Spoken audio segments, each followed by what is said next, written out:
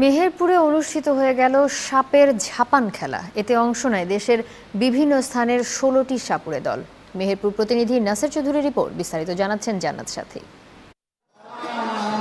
মঞ্চকে ঘিরে কৌতূহলী জনতা, দৃষ্টি সবার মঞ্চের উপরে। দেখছেন কিভাবে সাপুড়েরা নানা কৌশলে সাপকে বশে আনেন। যে সাপ সবচেয়ে বেশি ফনা তুলতে পারবে সেই বিজয়ী। মেহেরপুর সহ আশপাশের এলাকায় এ ধরনের সাপ খেলার আয়োজনকে ঝাপান খেলা বলা হয়। প্রতি বছরের মতো এবারও মেহেরপুরের গাংনীর চৌগাছা সরকারি প্রাথমিক বিদ্যালয় মাঠে দুদিনব্যাপী সাপ খেলার আয়োজন করা হয়। অংশ নেন মেহেরপুর সহ আশপাশের ১৬ জন সাপুড়ে। বাদ্য ও নাচের তালে বিষধর সাপকে বশে এনে দীর্ঘক্ষণ খেলা দেখানো মূলত এই প্রতিযোগিতার মূল আকর্ষণ। সাপের ঝাপান খেলা দেখে মুগ্ধ দর্শক। আমি কোনোদিন সাপ খেলা দেখিনি, আগে বাপ দাদাদের মুখ থেকে শুনেছি বেদেরা সাপ খেলা দেখতে আসতো, তাই দেখতে এসে খুব আনন্দ লাগছে।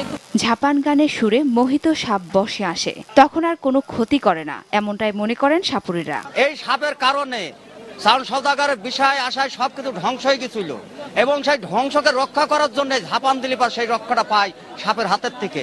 এই জন্য আমরা মনসা মঙ্গলের খেলা করি এবং তার বন্দনা করি। নতুন প্রজন্মকে সাপের সাথে পরিচয় করিয়ে দিতে এই আয়োজন। দর্শকদের সহযোগিতা পেলে প্রতি বছর ঝাপান খেলার আয়োজন করা হবে বলে জানান আয়োজকরা। যুবক বাহিনী এবং ছেলেপিলে এরা আয়োজন করেছে। ৬০ বছর আগে এই ঐতিহ্য যে খেলাটা সাপ খেলা ঝাপান খেলাটা হতো, আগে ঝাপান গান হতো।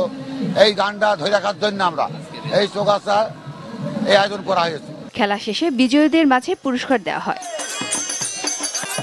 জান্নাত সাথী, নিউজ ৯, ঢাকা।